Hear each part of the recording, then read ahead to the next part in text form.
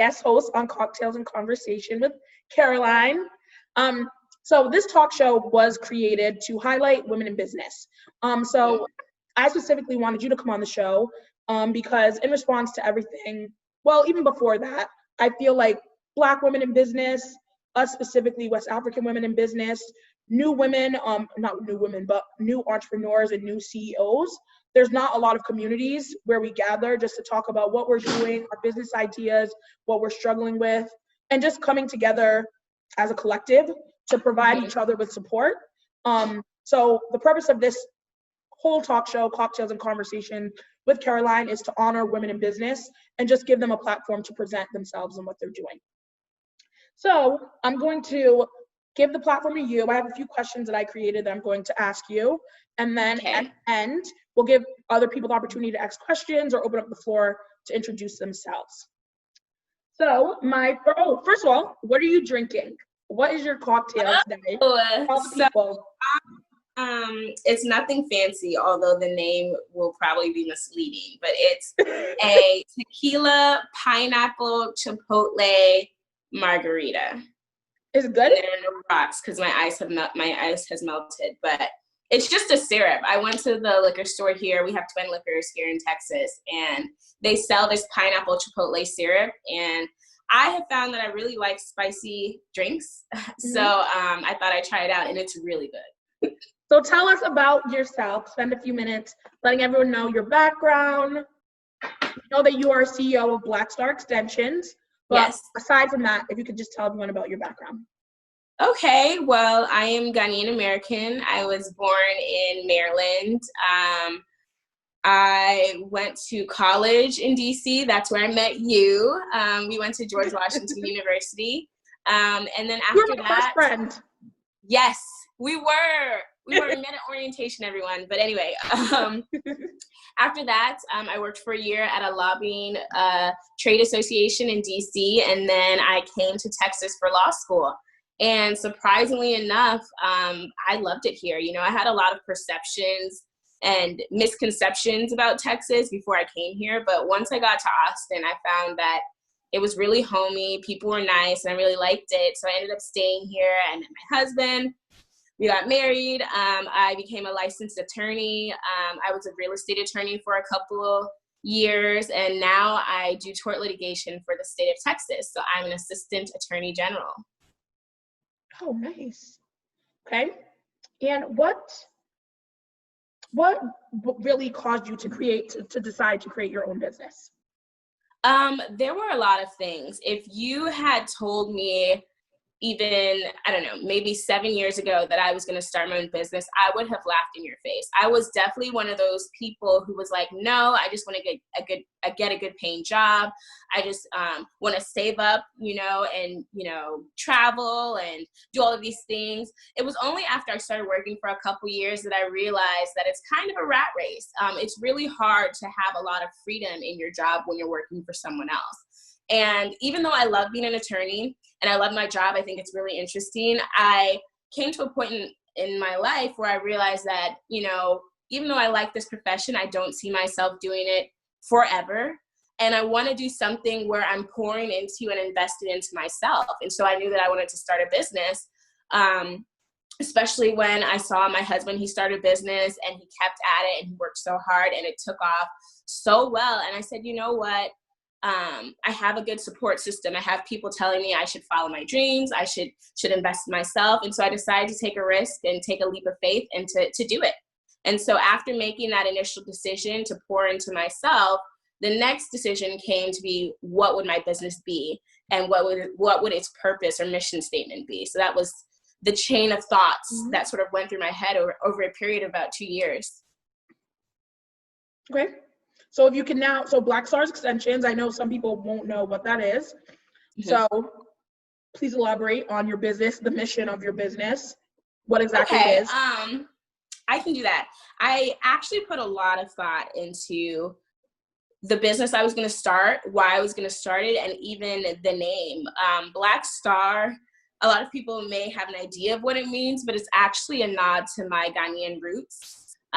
Because the people in Ghana are often called Black Stars because we have a huge Black star in the middle of our national flag. And so that's where that name came from. And it's a nod to my heritage. It's a nod to what I wanted to do with the organization, the type of footprint I wanted it to have.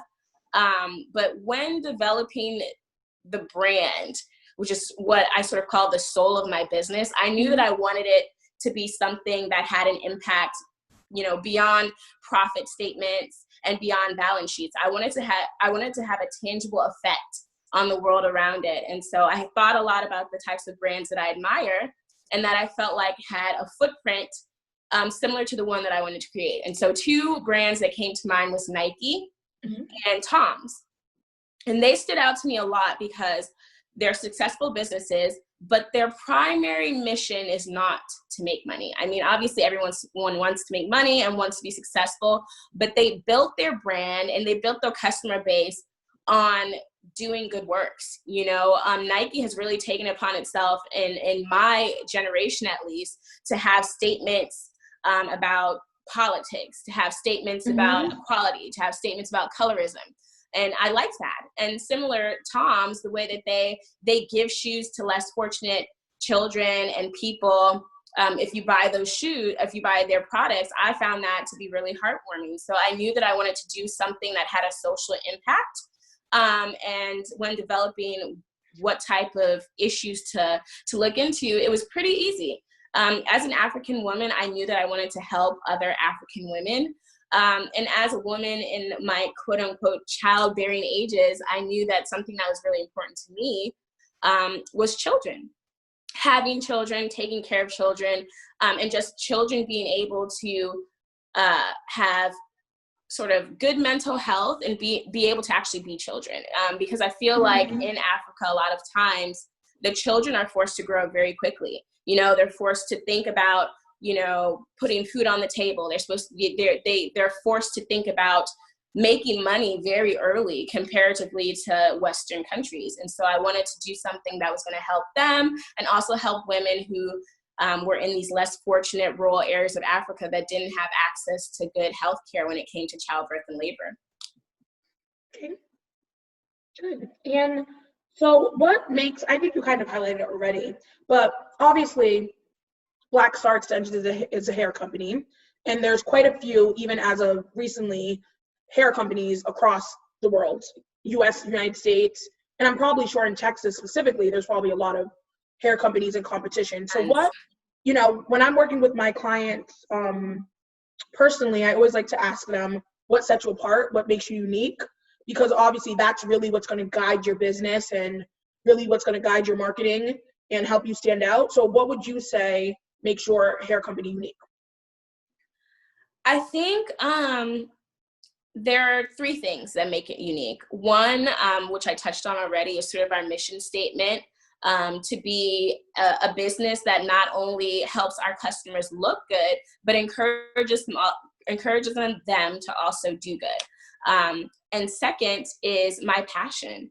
I am very fortunate enough, and we can get into the B. Simone comments later, but I am very fortunate enough to have a 9-to-5 that allows me to sort of do things that I may normally not be able to do. And so having that security net to me meant that I could focus completely on making sure day by day, at 365 days a year, that my brand was implementing and demonstrating the mission statement that we give to our customers. You know, when you start a business, I feel like there's a lot of internal and external pressure to be successful right off the bat. You know, how much you making, how much you selling, things of that nature. And it is important. It's very important. But I knew from the beginning that when I started this, I was trying to make a long-term impact on the beauty industry. And I knew that wasn't going to happen, you know, overnight.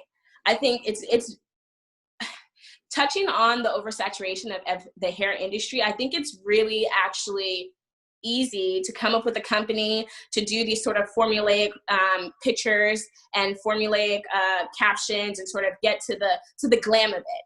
People want to be glamorous. I knew from the beginning that that's not just what I wanted to say to people. And so that I knew that it would take time to develop my voice, to take time to build trust with my customers, and take time to prove to them that, hey, this isn't just something we're saying. This is something that we're doing. We're putting our mouth and our wallets where our values are. How do you feel like what's your strategy to get out the mission within your marketing? Because when someone is just looking for hair, there's not, I know I personally haven't seen a hair brand where their packaging or anything directly talks about their mission. So how do you plan to do that, to cross those together? So that goes into sort of my logo. I spent a lot of time on my logo because I wanted it to be something that just didn't exemplify, just didn't show long, flowy European hair, although many of my customers and me, that's what we wear sometimes. I wanted it to represent sort of strength, being a woman and being strong. And so that's why my logo is the Nubian head bust, which is a lot of people see, and it represents Cleopatra, and some of them, it represents the first queen of Africa. Some people say it represents Queen Sheba, but it's essentially an African head bust of a woman. It looks a lot similar to the painting behind me, just from the side angle. And I felt like that's something that would grab people's attention and say, hey, well, this is a hair extension company, but their logo is very Afrocentric. I want to learn more about them. What do they sell? Are they only selling natural hair? Only selling this? Only sell that? And so I thought that would be a good thing to draw people in.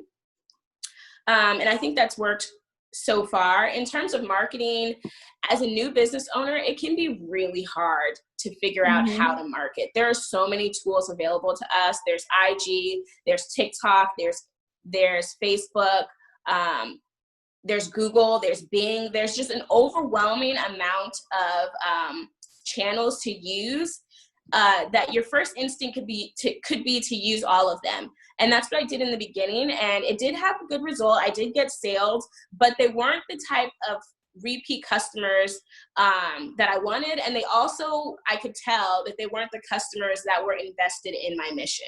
And so I then turned to doing a lot more research into Facebook ads and IG ads and Google product placement, and sort of learned how to target the specific customers that I want a little better than just anyone who has the money. And that sort of ties into my previous statement about how it's not just profit for me. I want I want women who actually care about what their money is going to support, not just someone who's going to buy once and I'm never going to see them again. So in terms of marketing, it was just a lot of research. It was a lot of research.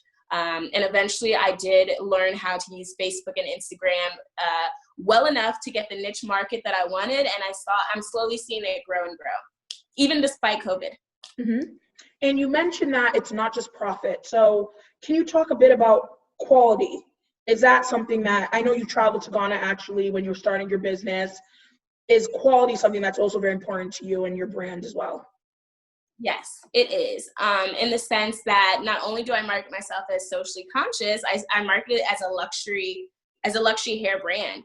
And that's because in this day and age, it's very easy to get good hair at whatever cost you may want. You just do a little digging, a little research, and you can find the hair that you want at the price point you want. And so it was important to me that if I'm telling people that they should spend their money with me rather than a big name company, and the quality of hair is going to be the same, what's the difference going to be? And that's why, tying it again, that difference is in what your money is doing. Your money with a big name brand company is just going into their pocket. It may not even be a Black-owned business. You don't know what's going on with the money. But if you're investing your money in me and in my company, you know that 10% of whatever you spend in my company is going to support two charities, Worldwide Fistula Fund and Ghanaian Mothers Hope. And you know that if you're buying a t-shirt from me, $5 from that purchase is going to support National Bailout Org, which is doing wonderful things, providing bail funds to people who get arrested under suspicious means. And in this time frame, a lot of it has been protesters who are protesting Black Lives Matter, previously, when I first heard about them, actually, it was because of a campaign they were doing called Free Black Mamas. And that initiative was to get a variety of nonviolent offenders out on bail for Mother's Day. And so they were able to do that. And that's when they first caught that's when they first caught my attention. And from there, I said, you know what, this is something that I think is worthwhile in investing. And so when my husband came up with the idea to do a shirt to support the Black Lives Matter cause, that's the charity that we both settled on. Do you have the shirt? I do. Yes. It is right here. So this is how it looks. Can you like share the ideas and behind the idea and the design and where people can get it and the cost and all that? Yes, I will. So this shirt, it's 100% cotton. My husband, he designed the front and the back. It says in big letters, stronger together, and it has the continent of Africa here. And if you look closely, which this is one thing I love about the t-shirt, if you look closely, it actually has the countries separated. Oh, okay. So it looks like lines. I'm not sure if you can see on the camera. Yeah. But it actually shows exact, countries. And then it has what is often known as the Black Power symbol, but isn't actually a Black Power symbol. It's just a symbol that Black people use to signify unity and solidarity. Mm-hmm. And then also we have the United States of America here, and it also has the delineations to signify each state here in Alaska. And together, they basically mean that those of African descent, which honestly, if we look back, is practically everyone. Yeah. Those of African descent and American citizens joining together to be united and have solidarity. And so that's what Stronger Together means. And then on the back, we also have no justice, no peace. And we had that on there because we didn't want this shirt to just stand for one particular movement. We wanted it to be a promise to whoever wears it and whoever sees it, that this person is dedicated to continuing the fight against oppression and racism wherever they may find it. And we know from the history books to our parents' stories to now that this is the issue that spans lifetimes. And so this shirt is a representation that this isn't just a fight for a couple months. This is something that you're dedicating yourself to. So do you plan for this shirt to be available in your company until further notice? It's not something that's temporary or just now? Okay. Yes. For the time being, we're planning for it to be an in-stock item for the next foreseeable future. And whenever we get sales from it, and by the way, I didn't answer that question, but it's $28.99 on our website, blackstarextensions.com. And we're going to have it up there so that whenever someone buys it, whether it's today or whether it's 6 months from now, we're going to get that shirt made. We're going to send it to them, and $5 will still be donated to nationalbailout.org. Okay. Nice. I love that. And I think you don't see a lot of companies until pressure is put upon them to talk about what their company is doing as relates to mission and the servitude of others. And I really think right now, to be honest with you, I think a lot of companies, there's not a lot of authenticity. They're faking the fun. Decisions. They're doing it because other companies are doing it and posting Black Lives Matter on their sites. And I guess it's going to take time for us to see how, I think the elections are going to show us if what's happening right now is authentic and true and real or not. But I also think it's important to recognize progress. And there has been some dramatic shifts just within the last 2 weeks in terms of laws, in the Eric Garner law, chokehold law that was just passed in New York. Yeah. Well, all of this, I have a question. As a lawyer, what's your exact title? Assistant Attorney General. Okay, so as an Attorney General, are you all going to have to get retrained on the changes as it relates to these new laws?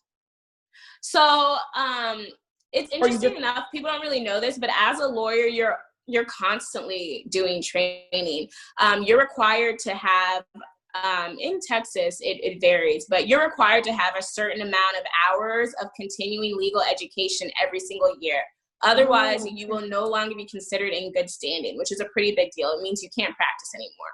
So there are a variety of courses and conferences that are offered to attorneys all the time, 24 hours a day, 365 days a year. And so I foresee that there will be some training happening about racism, whether it's overt or covert. I see that happening even now. I think I saw in my inbox on Monday an online course that came out, something about recognizing internal biases in the workplace, stuff like that. So I think it's definitely going to cause a change. In Texas, they haven't, I don't believe they've passed any laws yet that will affect stuff like that. But I think there's a trend in states being more and more responsive, just like companies, to the social impact that, their employees and their policies can have. So I foresee a lot of things happening in the next 5 years that'll be interesting to watch. Mm-hmm. And just another question, just going back, for women who have a business idea, just wanting to make sure I hit these questions. For women who have a business idea, I think a lot of people, not even women, just in general, a lot of people won't start. They won't start because, and they usually associate it with money, or it's usually money. They won't just take the leap. And there's a lot of encouraging advice and quotes that say jump blindly. In terms of your own experience in you starting, do you feel like there were moments where you stopped yourself or scared yourself out of starting, worry, doubt, things not going well in the beginning, maybe not enough sales, and you were like, forget this business? Can you talk about that, your initial experience? 100%.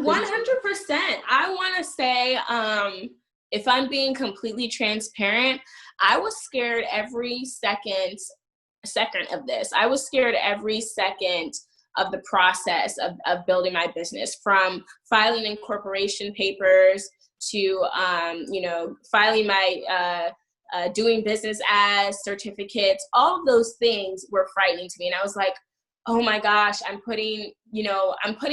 wasn't even the money to me. And people use that as an excuse sometimes. And sometimes it is money, depending on the business that they're doing. I mean, if you're trying to open up a doctor's office versus what I'm doing, obviously there's going to be different investment price points for that. But I think what it comes down to is more the fear of wasting your time. Because no one wants to be seen as a failure. No one wants to look at something and say, I wasted this amount of money, or I wasted this amount of time, or I wasted this amount of love. Because I honestly feel like to be a good business person, you have to put love into what you're doing, which is why it's so important to find something that you care about, because there's going to be times where it's going to be a pain to do things for your business. It's going to be so annoying to fix your website. It's going to be so tiring to deal with customers, especially picky customers. And you're going to need something more than that green dollar bill to keep you going. And so I would say it's love. But there were so many challenges, and they were all internal. Even knowing that it was all internal, it still affected me. But every time it came to a head, when, let's say, a week goes by and I haven't done something I wanted to do for my business. Like, I used to be terrible about posting about my business. I created my Instagram and my Facebook page for my business, but it would take me forever to post anything. I would post like once a week, and I knew that wasn't a good way to gain followers and gain engagement. And so I just had to tell myself, look, if this is something that I'm investing in myself, I have to go full force, because I don't want to look back and say, oh, it didn't do well because of that one thing that I didn't do, or it didn't go well because of that one comment that I internalized and then gave up. That's not what I want for my future. That's not what I want for my brand. Mm-hmm. Okay. And do you feel like you've been in business for how long now? So this is what's crazy, actually. My business officially started selling things January 1st of 2020. So we are not even a year old. Okay. And do you feel like you have overcome these feelings? In some ways, and in other ways not. And I'll explain that further. I think once you do something once, it becomes less scary because you did it and you survived and the world still kept turning. And so you can do it again. But I also find that there are continuous challenges and new horizons as a business owner. At first, it was starting the business. Then I started it and it went well. Then it was making more sales. And then I made more sales and it went well. Then it was the t-shirt. I was it's crazy. I was so scared to put this t-shirt on my website because I was like, hey, I'm a hair and lash company. What am I doing selling a t-shirt? Like, this is not anything to do with my brand, where I saw it going. Why would people buy a t-shirt from a hair company? And I realized that was just fear talking, because the devil is a lie. You can do whatever you want with your company. That's the reason it's your company. And it just, I felt a burning sort of mission in speaking out about the George Floyd situation and Black Lives Matter. We've all seen the Black Lives Matter movement since its very beginning, back when there were protests in Baltimore. From the very beginning, we've seen it grow. We've seen the negative statements about it. We've seen the positive outcomes from it. But at this time, I think, like so many people, I was like, this cannot stand. Enough is really enough. Enough is really enough. And I said to myself, I don't care what people have to say about me selling a t-shirt on a hair website. In fact, to me, it mirrors the intersectionality that we all have. As Black women, we're not just Black, we're women too. And those issues are different, but sometimes they intersect. And so I said, you know what? If my brand is going to be about social consciousness, I'm going to create a whole new thing. Now we're going to have social works, and whatever social issue, I feel passionate about and I want to donate something to, I'm going to encourage my customers to do the same by offering them products that are tailored to their social needs. And that's what our brand can be. Yeah. See, and I think brands, at the end of the day, if you don't have a strong mission and you aren't giving back, again, people are going to find reasons not to support you. Without naming any brand specifically, I think now more than ever, there are so many options for everything. Like, there's so many makeup companies, there's so many hair companies, food companies. Companies are now having to take a step back and really think about retention of companies and what else other than our product itself is attracting people to our brand. So I think, again, it all goes back to how you promote and market the t-shirts. But even just the design that you all chose has a meaning that is, I haven't seen any shirt with that design, with I've seen hands intertwined, but I haven't, there's been so many conversations about how us as Africans are maybe not, some Africans aren't being involved or are removing themselves and considering themselves not African American. Other, yeah. And that, how at the end of the day, if you get stopped by a police officer, they're not going to ask you if you're Ghanaian or Nigerian or any other race, you're Black. And so I think your shirt, when I first saw your shirt, I immediately thought of that, that importance of those type of conversations happening.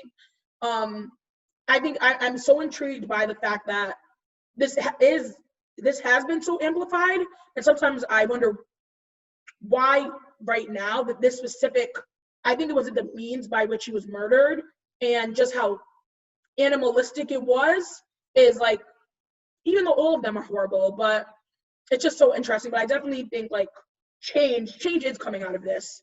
And I'm just hoping, I'm hoping sure. We'll see, but I'm hoping it's consistent. And this isn't just, a one-time thing. And I guess we'll see. I think it all has to do with momentum and with all of this sort of, I don't want to say peer pressure, but customer pressure for brands to be socially aware and to say something, whether it's, and honestly, not just brands, employers, doctors, everyone is having to speak out about this. I think that's what's going to keep it going. Because now that there's momentum, it's going to be like an avalanche rolling downhill. You can't stop change. And now I think companies are now going to be more conscious and more intent, hold leadership more accountable about racism, inequality, just in general now. And people, I think overall, I kind of have seen this shift in recent years, more departments implementing diversity and inclusion, leaders, but now I think there's going to be added pressure. And I've had leadership in my company post, like white women post, like they didn't like this has been so traumatic for them to just in terms of themselves and realizing that it is their ancestors that did this. And it just, I think although it's painful experience, just like childbirth, I think it's so meaningful and that something great will come out of this. So I think it's awesome that your company, you know, is at least, I think with your t-shirts, at least it's showing how your company is going to be dedicated to this in the long haul. This is not just something temporary for us. Because I know there's some companies that they sold t-shirts and sold out. That's it. No one can ever get it ever again. Like it's showing like something temporary. My next question is, so you kind of highlighted, touched on it a little bit, but as you know, B. Simone recently is on Shade Room. She discussed, I have a question kind of related to this. She discussed how she wouldn't marry or date a person with a 9-to-5 career. I would like to know your thoughts on that comment, but my question is, how has being married, a married woman, a newly married woman, is what, about 3 years? It is, no, just a little over 2 years. Okay. Oh, sorry, she's letting us know, 2 years, okay. So being a newly married woman has impacted family planning as it relates to you and your husband. You and your husband, I don't know if your husband also has a full-time job, but you obviously have a full-time job that is very intensive. How do you think being a businesswoman is going to impact family planning? Is it going to impact family planning? What are your thoughts? Because one thing that B. Simone mentioned is her argument was that you want someone with a lifestyle that they have the flexibility to up and go, and fly with her. If she wants to go to Paris tomorrow, let's go. How is it? I mean, I can see where she's coming from for the fact that I always like to look at all sides of the issue. Maybe as an attorney, that's a problem of being an attorney. So I can see where she's coming from. I personally don't agree. I think that that's very short-sighted, because I think that people go through stages in life, and you may meet someone who has a 9-to-5 now, and later on they decide they're going to create an app, and before you know it, they're the next, you know, Elon Musk. And then what you gonna do? You passed on that person because they had a 9-to-5. Yeah. So I think it's very important to realize why you're with someone, not what they can bring you. When I met my husband, he had a 9-to-5. He still has a 9-to-5, which is, to me, the hardest thing. I think, like, honestly, I'm impressed every day, because having a 9-to-5 and then also having a successful business is bananas. Like, it requires such a dedication to time management that I personally am not there. I am glad my company is small enough now that, like, I can balance everything, but there comes a point in time where it gets big, and you need to make a decision about what you're going to do when it gets big. And that decision doesn't have to be concrete. It can be fluid. It can work with, you know, you change your mind and you not. In terms of family planning, one of the reasons that I became a business owner was that so I can have more flexibility. I wanted multiple streams of income. So whenever, you know, I go on maternity leave, I'm not just, you know, waiting to go back to work, or I'm not dependent on my short-term disability. I wanted something that, you know, if 3 years later, I decide I want to stay at home with the kids for the next 5 years, I have the flexibility to do that. And to me, that's what the business brought in terms of family planning. It brought that aspect of an additional safety net, an additional resource that I could use to build my family. Yeah, agreed. And so as it relates to that, I have another question for you. You're obviously married already, so you don't have this issue. But a lot of women who are business owners, who are entrepreneurs, 9-to-5, whatever, successful career women, have a problem dating because men are intimidated by their success, or I don't know what it is. But research has shown that women who are business owners or quite successful tend to not be attracted to them, or they don't find them appealing for many reasons, probably. What is your advice? What is your advice to women like myself, because I've actually myself had a situation where I was dating someone, and once they found out I was in an industry that they could benefit from, it shifted from romantic to business, which is obviously very frustrating. She's sorry, I've had that before. Like, I remember a guy, like, it didn't work out, and he's like, so, you know, you do work in African development, can I get a contact? And I'm like, what? Like, I've had someone, after our first date, I get a call that they put me down as a reference. Just whoa, wow. That's a lot. Extra. Oh, that is extra. Like, you don't have to worry about this anymore. But from what you heard, what advice you have, what advice can you give to women like myself to deal with this? Like, it's do we have hard, to date? I need real advice. I'm actually getting like serious about this. So I'm thinking, should I date men who have careers and who are already successful, or because I think I tend to date men for who they are, and they're not always there yet. They might be working to get there. I feel like, you know, a lot of me and my friends were pretty advanced in our careers at a young age, and I understand that. And so some guys might not be there for whatever reason, and that seems to be what I attract. Am I just gonna keep? I don't know. I think I would advise you to continue being open, and if a guy has a problem with how successful you are or how smart you are, then that's a red flag. You don't want anyone who doesn't want you. And so I feel like it's really important to enter into every relationship, whether it's a friendship, something casual, something that you see going long term, to enter it 100% yourself. Because if you start acting a certain way to draw this person's attention, it may work, but at the end of the day, whether it's today, a month from now, 2 years from now, you're going to start resenting them. You're going to start feeling like, hey, I gave up something for you. Whether it was I gave up being proud of my accomplishments, I gave up this potential business that I didn't want to start because you were already threatened with the business I had. You don't want to be in that position. You want someone to accept you for who you are and who you can be. The same is true of you. You need to accept someone for who they are right now, and also who you see them being in the future, because things can go crazy. They may not be who you see in the future, but if you're happy with how they are now, then you guys can grow together. Exactly. Love it.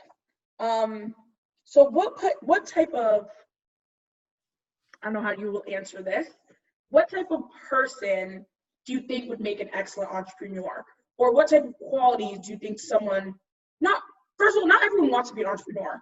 And I honestly think there's a lot of pressure to like women who just want to work a 9-to-5 job, who might not want to be an entrepreneur. There's a lot of pressure on people that you aren't a boss if you don't have your own business. Oh, do you want to say something? That's silly. Oh, I just had to say that, work duties, since it's very fitting that you talked about work, but I had to come late because of work and I have to leave. I did want to just show my support. And are you recording this or? Yeah. Yes. Great. So I'd love to hear it all. And all the best, Leandra, and you guys have a great night. Thank you. Bye. Thanks Bye. for coming. Thank you for having me. Thank you. To answer that, wait, I lost part of it, actually. You were talking about women who have 9-to-5s who are afraid to start businesses. Just qualities, what makes someone a good entrepreneur? Like to you. Like not everyone is meant to be an entrepreneur, and not everyone is going to be successful in entrepreneurship. What qualities do you think a successful CEO, business owner should possess? Like two. First one is a thick skin. There's going to be, it's impossible not to get your feelings hurt going into business, because you're putting your passion into it. You're taking a leap of faith. And with that, if you have people who actually love you and want to see you succeed, there's going to be constructive criticism. And so you have to be prepared to remove your emotions from whatever some constructive criticism someone may have and take it as that. And so you need to be able to be like, oh, okay, so you're saying you didn't like this and you think I should do this. Stop focusing on the part that they said they didn't like and focus on how they're trying to help you. They're literally giving you advice on how to better yourself, and take it as that. Take it as a helping hand. Second thing I would say is perseverance, because one thing that COVID-19 has shown us is that you could be flying high one day and have zero sales, zero employees, zero anything the next day. It's possible, it happens. And what are you going to do if that happens to you? You know, so many businesses, we've seen JCPenney doing bankruptcy. We've seen so many businesses saying that they're going to shutter their doors, Pier 1, you know, and they're not coming back.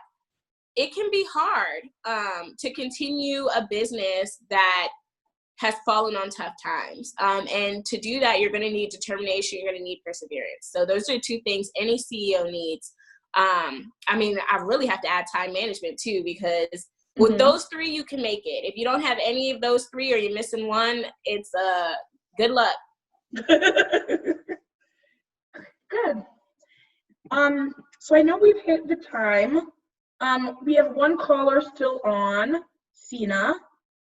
Do you have any questions, or would you like to show yourself or unmute yourself and introduce yourself? Oh, yeah. Hi, my name is Senna, Leandra's friend. No question. I actually listened to everything, and it was actually really informative. I did get a lot of information. It was actually really interesting as well, like listening to Leandra's standpoint of her starting her business, her challenges and everything. It was actually really good. I don't think I have any questions right now. Do you have a business that you want to share? Not necessarily. Me, my roommates and I actually just started a cooking business. So we And just it's really started. good. Oh, It's yeah, called we came for the ATX tasting Kitchen. Sunday. So Yeah, what is okay. Instagram for it? We don't have one yet, so we Okay. literally just started. We don't have an Instagram for it yet, nor do we have a website. So I was actually really informative to listen to Leandra and how she started all the cookies and how like people can let her down and stuff like that. So I guess as we were about to start ours, we were about to go through the whole emotions and stuff in starting this, because I mean, people can criticize your food and say it's too salty, too peppery, it's not that nice, and it can hurt your feelings. So we just hope all together we do it together. And I'm here with my friend Laurentia as well. Hello. Hi, guys. Hi. Yeah, so that's about it. Well, thank you for joining. Thanks for hosting this. You're welcome. Thank you for taking part. Of course. We just wanted to make sure to give everyone who joined us a platform if they have their business. Once you do have your business, just let me know and Leandra know, and I'm sure like we can help you promote it. Thank you so I'm ultimately much. hoping to just create a community of Black women, African women who, like, if you need a website, if you need a logo, if you need photography, there should be a network that you can just come to for those things when you're starting your business. Oh, that would be awesome. I do all that. So I do photography, I do web design, I do graphic design. So that's why a lot of people come to me when they're just starting a business to get those essential things together. So I'm hoping Caroline took so many pictures at our wedding that I'm just like I have anniversary photos for the next 30 years just from what she sent me. And she was a wedding guest. She was a wedding guest and came and did all of that. So I can verify her. In fact, I was her first model, wasn't I? Was I your first model? In like 2000, she was my first model. She climbed a tree. I might post that. I think I'm gonna post that later. I'm gonna get her information from you, Leandra. Yeah, I'll give her your information. Okay, awesome. Yeah, and I can definitely hit her up on Instagram or Yes, thank you. Of course. Leandra, this was amazing. I wish we had more time, but I don't want this to cut off randomly, or I want to post it for not too long. Did you have anything else you wanted to share before I let you go? I just want to say that there is truth in the fact that Black women are the fastest growing group of entrepreneurs in the world. And the reason that is true is because we have so much to offer. We have so much to offer the world in various sectors, in various avenues, in various businesses. And so I always think that if someone tells me they want to start a business, 100% you should, because you're going to do it differently than the person next to you or the person down the street. And so it's important to get that voice out there into commerce, because someone else is going to identify with you, and those are the people that you're talking to. Exactly. I heard this one quote that was like, if you're ever afraid to start your business, walk through the bread aisle of a grocery store. So many types of bread that are all the same, and they're all making money. Exactly. They're all making money. You know, I actually, if we're going to talk about quotes, I saw a quote today that really hit home for me. And it was like, saying something is done is better than saying something is perfect. And sometimes that's it. You just have to do it. You have to do it, start it, and then you can improve on it. But if you're waiting to get things perfect, I mean, we all know that could take forever. Exactly. Like, just start.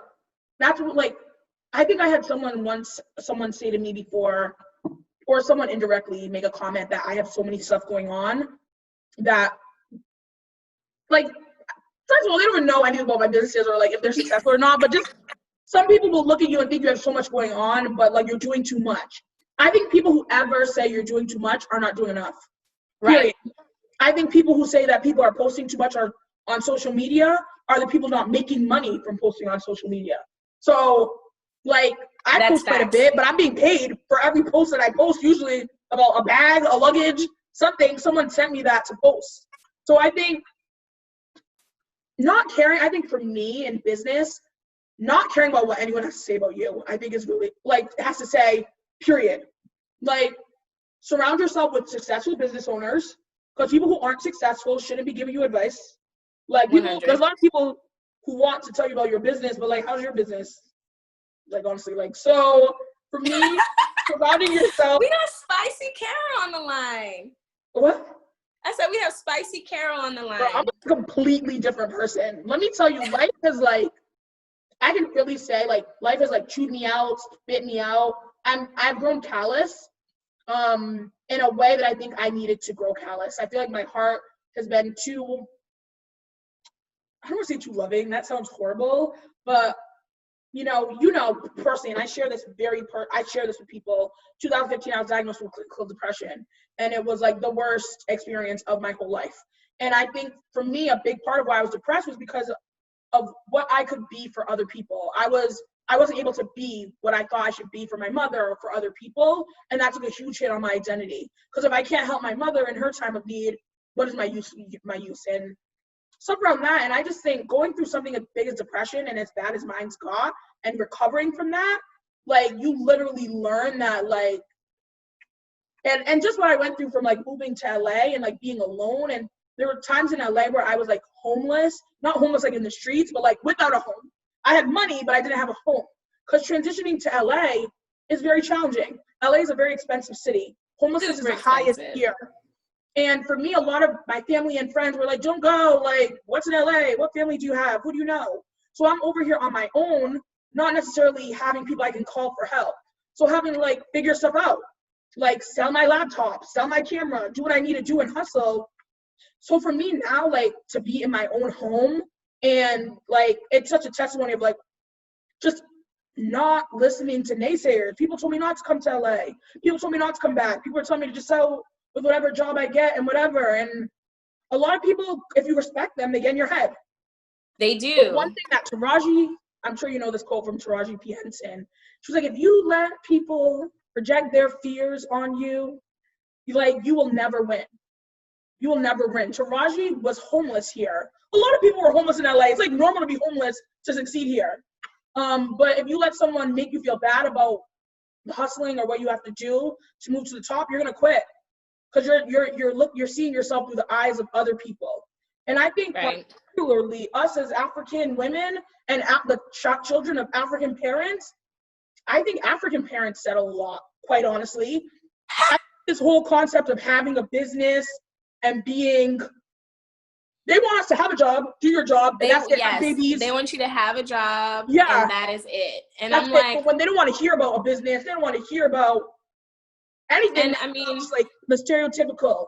So when you talk to your parents about business, or if they hear about your business, they're like, just get out of my face. First of all, like, get out of my face. You're too ambitious, or like. So do you feel like, question, has your parents, like, do they know about your business? What are their thoughts on your business? Do they think it's distraction? They know. And full disclosure, they know, and it's been okay. I mean, they haven't been that interested in it. I remember one particular comment. I was talking to my mom, maybe soon after the business started, and she was like asking me how sales are going, and I was like, oh, it's slow, but I have hope that's going to pick up, things like that. And that was literally in February, I think, a month after I started, back before even COVID really hit in terms of quarantine and effects. And her comment was like, oh, well, you might as well quit then. And I was like, oh, I believe it. But my mother, my mom, she's a gangster. So she said that, and I was like, ooh, that hurt, but I just had to, it hurt at the time, but it did force self-reflection, because I said, you know what, the easiest thing to do would be to give up. So I have to remind myself, why am I doing this? Am I doing it just to make money? Well, at that time I wasn't making money, but getting past that, now I am making money. And so if I had quit when people told me to quit, where would I be today? And it's funny because these same parents, once your business is successful, that's my daughter. That's my daughter on BET. Hey, I'm telling you. I'm telling you, I'm sending my mom a shirt this weekend, and that shirt wouldn't have been made if I had quit. So yeah, I'm sending it like. And I really think people really need to realize how your 9-to-5 job is a helper to your business. I feel like people who do have a 9-to-5 job that is stable can use some of their income to start their business, and at least you don't have to worry if this business is successful or not. Am I going to eat? It gives you that security net to start a business. 100%. At least start a little bit. Yeah. So what do you think in terms of your business? What is next? Like, what is next for you as a business owner? Like, what are some goals that I know we're going over, but I'm actually just curious because I would ask you this. What is next for this year with COVID? Well, I feel like COVID-19 actually surprisingly did not affect us as much as I thought. Since business was slow before quarantine, I thought like it would continue to be slow, but I've been having my best couple of months. I mean, I guess people have just been at home on the internet shopping, which is what I've been doing. So it's actually been really good for us. And I feel like now I have gained some confidence in myself as a business owner. I've gained confidence in my business about what I have to offer to customers. And so I think from now on, it's about scaling up, but slowly, because I don't want my message to be lost. Now that I have people's eyes on it, now that I have, that toehold in people's life with their previous purchases, I want to continue that relationship. I'm really trying to build a relationship with my customers where they're like, hey, I can feel good about this purchase that I got, not just because the packaging is cute and not just because the hair is good, but because I actually, by doing this, I donate it to somewhere. I am a charitable giver. That's what I'm trying to implement. And I think that we're well on our way to building a customer base that values that. Yeah. And do you think, I spoke to you about this a little while ago, you're just now putting your face to your brand? It was scary. Scary. I just want you to talk about that. So you did your first video a few weeks ago, and this is your second interview, and I'm hoping you'll continue to make content holding your hair, more stuff, but talk about that, because that was scary. It was frightening, and not because I think it was frightening because it felt like another level of exposure. Your friends may know that this business is yours, and, Instagram may, have a link to your business, but putting your face on your brand is a little more scary than you would think ordinarily, because it's literally as if when someone says something bad about it, or when someone doesn't like it, as if they are saying something about you. And so it was just really frightening because I didn't know what the response would be to that video. And I have to say, it was the most encouraging display I've received from strangers that I have ever experienced in life. And I was like, you know what, this is why people become influencers. Despite whatever bad, negative comments you may have, the outpouring of encouragement you get because people realize that you're stepping outside of your comfort zone, nothing can beat that. And now I feel like they've already seen me, so I can't go back into the shadows. I might as well continue. Exactly. And I think you have you have a lot of knowledge to share. And I think, with your background, your career, you're probably used to like being in the court. And I know that's like the thing. I talk all the time for my job. And you highlighted that you specifically look at the whole. I don't think that's bad that you look at the whole story. I think it's necessary for people to see the whole story before commenting or giving feedback.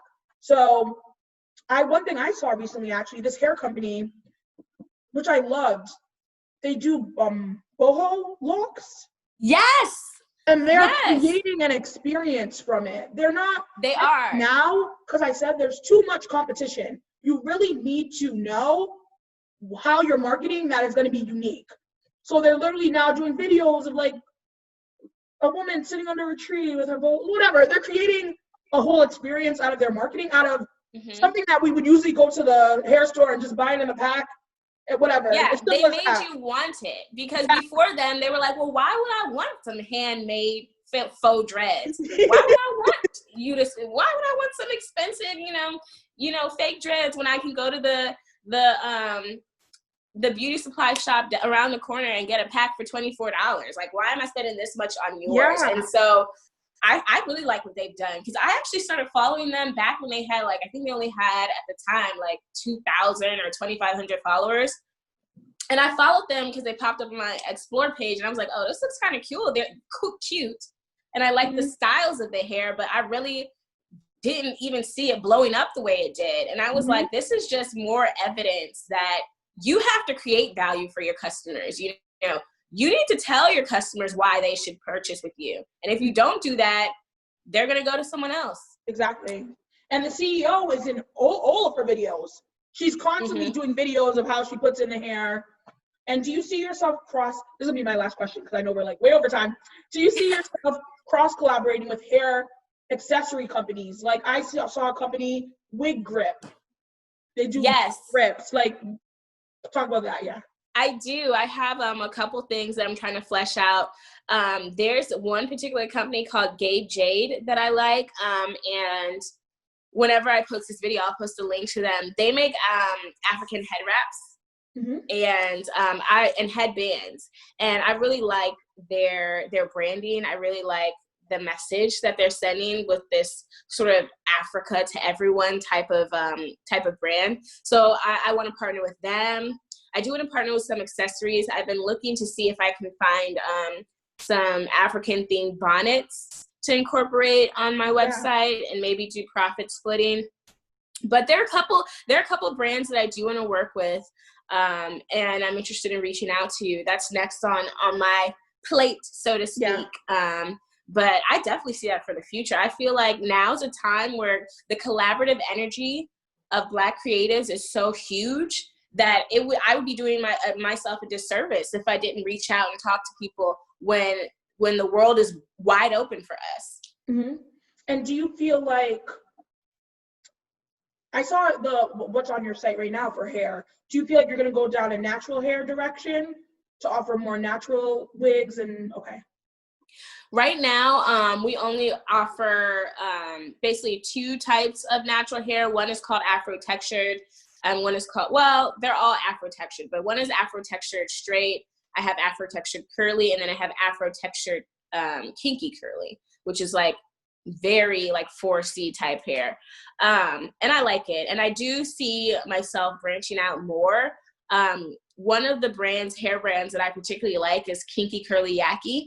I love them. And so I see our missions aligned and sort of the empowerment that we're trying to give to our customers. And so I definitely see myself leaning towards that. But I don't know if I'm going to make it a focus, because the general mission of my company is you can wear whatever you want to wear.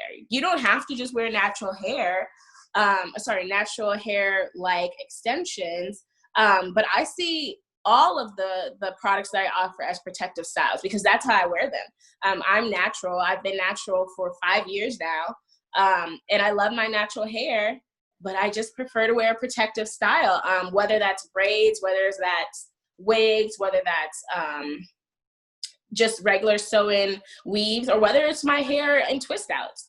I think that one of the things that we as Black women have strength in is versatility. And I think our hair is a representation of that. I find myself incredibly thankful that I can change my hair at a whim. To me, that makes my self-worth more invested in myself rather than what's outwards, because I know I can change it whenever I want. Yeah.